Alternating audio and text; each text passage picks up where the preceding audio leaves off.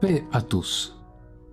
Depuis toujours, partout dans le monde, les gens ont sacrifié des offrandes aux idoles à travers toutes les générations. La définition du mot sacrifice dans le dictionnaire est l'abattage d'un animal d'une personne sur un autel en offrande à un dieu.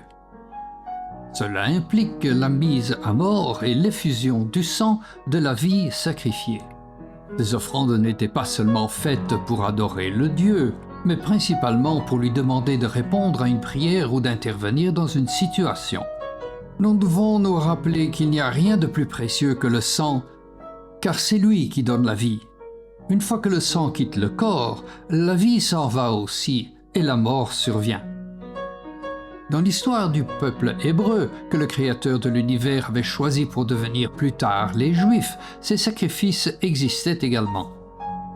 Ce peuple a reçu l'ordre de Dieu de ne plus offrir de sacrifices aux démons. Nous ne pouvons échapper à la signification spirituelle de l'effusion de sang. Sa valeur est la vie de l'homme ou de l'animal, et donc un sacrifice est une vie pour une vie. Mais revenons au commencement des temps, avant que tous ces sacrifices ne soient offerts. Le Dieu Tout-Puissant Elohim créa l'homme et la femme et les plaça dans un jardin pour qu'ils s'en occupent.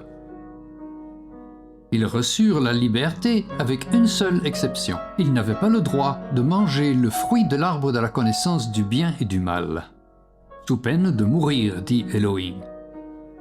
Bien qu'ils connaissaient les conséquences d'un tel acte, ils désobéirent, mangèrent du fruit de l'arbre et le péché entra dans le monde. À cause de cela, ils furent chassés du jardin et n'ont plus pu communier ni parler avec El Shaddai, Dieu Tout-Puissant. C'est alors que les souffrances de toute la population mondiale ont commencé, car nous descendons tous de ce premier homme et de cette première femme que Dieu Tout-Puissant avait créé.